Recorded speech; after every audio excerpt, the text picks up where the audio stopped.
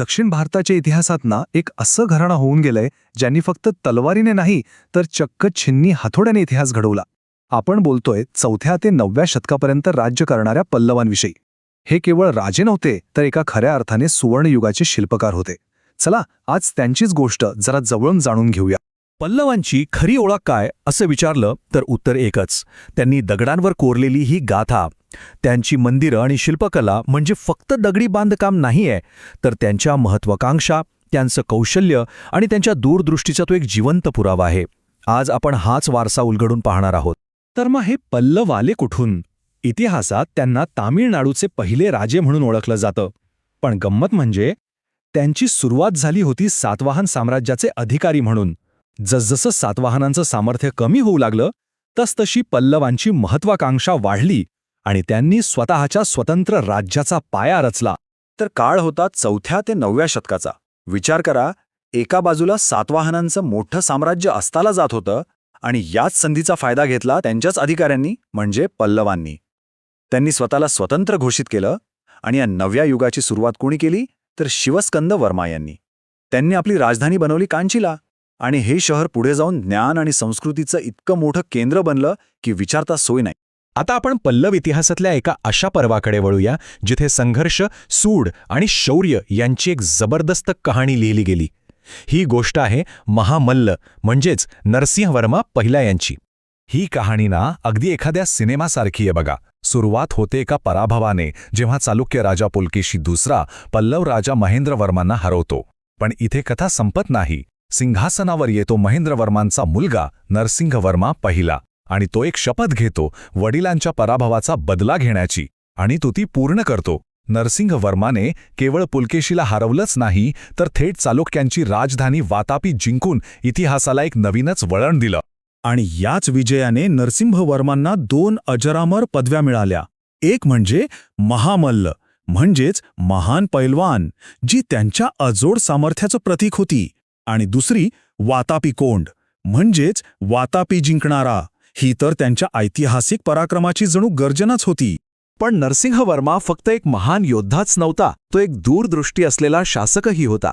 त्याच्या राज्याची कीर्ती इतकी पसरली होती की प्रसिद्ध चीनी प्रवासी ह्यू एन सांगने खास कांचीला भेट दिली होती आणि याच काळात त्याने समुद्रकिनारी एका अद्भुत शहराचा पाया रचला. ते शहर म्हणजे महाबलीपुरम. हे शहर आजही त्याच्या कलेचा आणि दूरदृष्टीचा मूक साक्षीदार म्हणून उभा आहे. चला युद्धाच्या मैदानावरून आता जरा राज्याच्या प्रशासनाकडे वळूया. कारण पल्लवांनी फक्त राज्य जिंकलं नाही तर ते उत्तम प्रकारे चालवलं सुद्धा. खरं सांगायचं तर तामिळनाडूमध्ये एका शिस्तबद्ध आणि सुसंघटित राज्यकारभाराचा पाया घालण्याचं श्रेय पल्लवांनाच जातं. त्यांची प्रशासकीय रचना किती कार्यक्षम होती याची कल्पना यावरूनच येते. बघा, त्यांनी संपूर्ण राज्याची विभागणी मोठ्या प्रांतांमध्ये केली, ज्यांना मंडलम म्हणत. मग प्रत्येक मंडलममध्ये अनेक नाडू म्हणजे जिल्हे होते आणि प्रत्येक जिल्ह्यात अनेक ग्राम म्हणजे खेडी. ही एक अशी रचना होती जी सत्तेला थेट तळागाळापर्यंत पोचवत होती. आणि यातली सगळ्यात विशेष गोष्ट म्हणजे त्यांनी स्थानिक स्वराज्याला महत्त्व दिलं होतं. प्रत्येक गावाचा कारभार तिथली ग्रामसभा पाहत असे आणि त्याचा प्रमुख ग्रामभोजक असायचा. याचा अर्थ काय तर राज्याचा कारभार थेट गावाच्या चावडीपर्यंत पोचला होता. हीच त्यांच्या प्रशासकीय दूरदृष्टीची खरी ओळख आहे. आता आपण पल्लवांच्या सर्वात चिरस्थायी योगदानाबद्दल बोलूया, आणि तो म्हणजे त्यांचा सांस्कृतिक वारसा. कला, साहित्य आणि धर्म या क्षेत्रांमध्ये त्यांनी जे काही करून ठेवलंय ते आजही दक्षिण भारताच्या संस्कृतीचा एक अविभाज्य भाग आहे. भाषेच्या बाबतीत पल्लवांनी एक सुंदर संतुलन साधलं होतं. एकीकडे त्यांची राजधानी कांची ही संस्कृत साहित्याचं एक मोठं केंद्र होती, तर दुसरीकडे त्यांनी स्थानिक तामिळ भाषेलाही पूर्ण राजाश्रय दिला आणि त्यामुळेच तामिळमधल्या अनेक अजरामर भक्तिपर रचना ह्याच काळात लिहिल्या गेल्या. हा काळ साहित्यासाठी सुद्धा एक सुवर्ण काळ होता. भारवींचं किरात अर्जुनीय आणि दंडींचं दशकुमारचरित, संस्कृत साहित्यातले हे मैलाचे दगड याच काळात रचले गेले. आणि सगळ्यात इंटरेस्टिंग गोष्ट माहितीये का? खुद्द राजा महेंद्रवर्मा यांनी मत्तविलास प्रहसन नावाचं एक सामाजिक नाटक लिहिलं होतं. यावरूनच कळतं की हे राजे केवळ योद्धेच नाहीत तर रसिक कलावंतही होते. पल्लवांच्या राज्यात धार्मिक सहिष्णुता होती. सुरुवातीचे काही राजे बौद्ध आणि जैन धर्माचे अनुयायी होते. इतकंच काय, खुद्द राजा महेंद्रवर्मा सुरुवातीला जैन होते, पण नंतर 7व्या शतकात नायन्नार आणि अल्वार संतांच्या भक्ती चळवळीचा मोठा प्रभाव पडला आणि शैव व वैष्णव धर्म खूप लोकप्रिय झाले. तरीही त्यांनी सगळ्याच धर्मांचा आदर केला. आणि आता येऊया त्या गोष्टीकडे ज्यासाठी पल्लव जगभरात ओळखले जातात, त्यांची स्थापत्यकला. त्यांनी मंदिर निर्मितीमध्ये अक्षरशः क्रांती घडवली. त्यांनी 2 मुख्य शैली विकसित केल्या.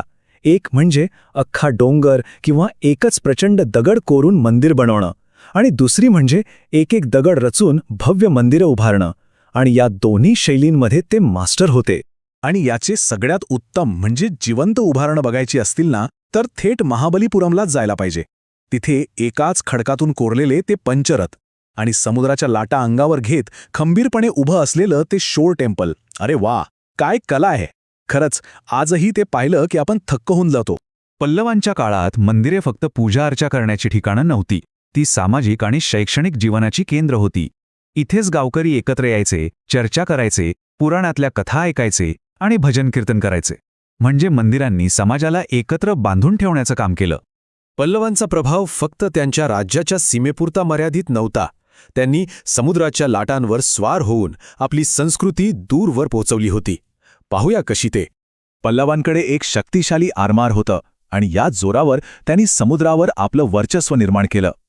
मलया, इंडोनेशिया आणि आग्नेय आशियातील अनेक देशांशी त्यांचे घनिष्ठ व्यापारी संबंध होते आणि हाच व्यापार त्यांच्या राज्याच्या समृद्धीचा कणा होता. आणि गंमत म्हणजे या व्यापारासोबतच भारतीय संस्कृतीचाही प्रसार झाला. पल्लवांच्या माध्यमातून भारतीय भाषा, धर्म, परंपरा आणि कला या देशांमध्ये पोहोचल्या, ज्याचा प्रभाव आजही तिथे स्पष्ट दिसतो.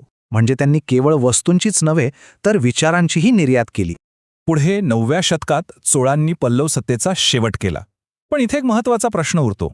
एखादं साम्राज्य संपलं की त्याचा वारसाही संपतो का? पल्लवांनी कोरलेली मंदिरं, त्यांनी दिलेली प्रशासकीय रचना आणि त्यांची साहित्यकला आजही जिवंत आहेत. यावरून एकच गोष्ट सिद्ध होते, खरा वारसा तलवारीचा नसतो, तो असतो विचारांचा आणि कलेचा. यावर नक्की विचार करायला हवा.